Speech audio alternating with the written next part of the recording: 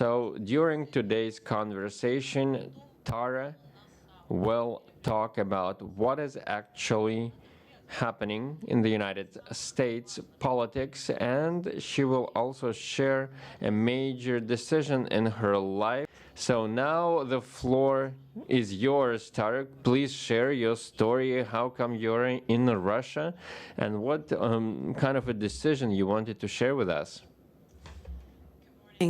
And I feel really happy to be here, and I feel safe. And for those of you that don't know me, I am a writer, an author, and I'm a former aide for Senator Joe Biden.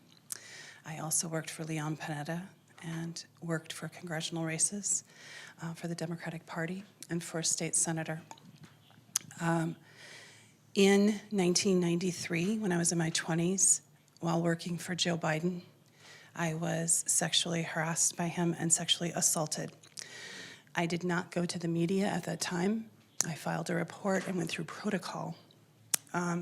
Nothing was done. I was threatened.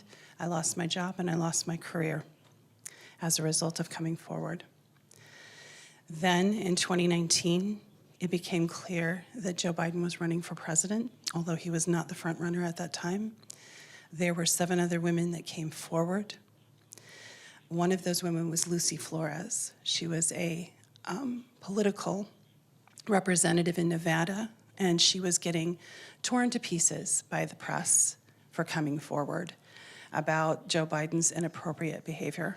I decided at that time to speak out about my experience in 1993, but before I did, I tried to reach out to congressional representatives privately. No one responded. I reached out to Bernie Sanders. I reached out to AOC. I reached out to Dianne Feinstein, Nancy Pelosi, who were in California, my representatives, and they gave me silence, no response. Then I went to an organization called Time's Up.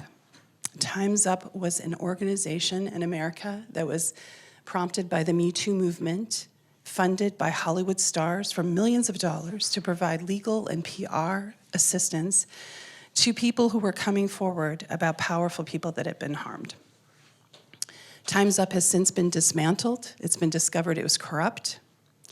And part of the corruption was my case. I went to them for help, not knowing they were already on the payroll for the Joe Biden campaign. He gave them, according to FEC, which is the Federal Elections Commission records, over $2.2 million while I was trying to come forward to try to silence my story. This came out in the press, but very little coverage, of course, in the Western media. While during that time, I was accused, when I first came forward, of being a Russian asset, of lying, of being discredited. I was accused of all kinds of things, threatened with prison, threatened with my life, my family, my pets. It was very difficult. I kept speaking the truth. I kept pushing forward. I kept pushing forward to Republicans, hopefully that would bring an investigation into Joe Biden. Finally, this year, Matt Gaetz and Marjorie Taylor Greene, both U.S. Congress representatives, said they were going to investigate Joe Biden. But then what happened is, of course, the attacks on me started again and the threats. People started messaging me, asking me if I was suicidal, asking me, making vague threats. And I could see that starting again. And I said, I put out a viral tweet saying, that I am healthy and I am determined to bring Joe Biden to justice, to bring some sort of investigation, and to testify under oath before Congress if asked. During that time, I had the opportunity to come to Moscow, Russia. I've always loved Russia. I do not see Russia as an enemy, nor do many of my fellow American citizens.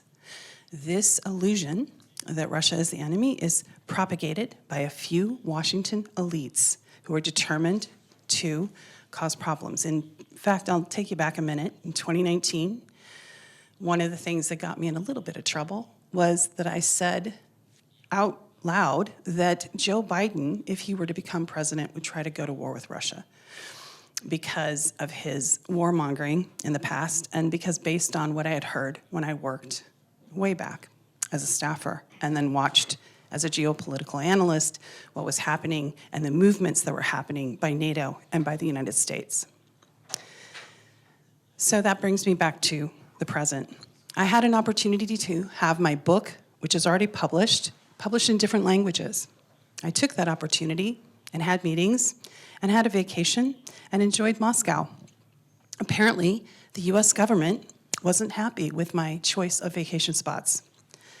So it became clear that going back might be a problem.